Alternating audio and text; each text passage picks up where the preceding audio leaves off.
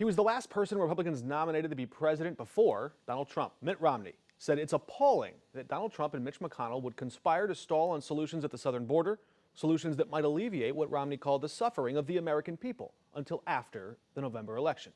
So let's check the record. This would hardly be the first time a candidate seeking the powers of the Oval Office had tried to sabotage solutions and prolong conflict to gain political advantage. Secret White House tapes and communications cables declassified in 2008 show us that 40 years prior, back in 1968, as President Lyndon Johnson was closing in on reaching a peace deal in Vietnam in the Paris peace talks, then former Vice President Richard Nixon dispatched an aide to establish secret back channels with the South Vietnamese.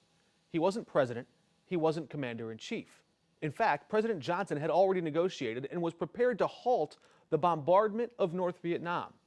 Nixon told his advisor, H.R. Haldeman, if there was, quote, any other way, we can monkey wrench it.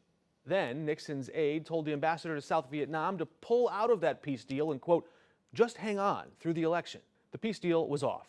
President Johnson was furious. He considered going public for a while and blasting Nixon for treason, but feared backlash for spying on his political opponent and an ally in Asia. Nixon won the GOP nomination. It worked. Then he campaigned and criticized the White House for its inability to get the South Vietnamese to the table for those peace talks, the same table he pulled them away from. He won, then increased the bombing and spread the conflict from Vietnam into Laos and Cambodia. The cost of his conspiracy was ultimately marked in flag-draped coffins. By the time the troops came home, another 22,000 American soldiers had died.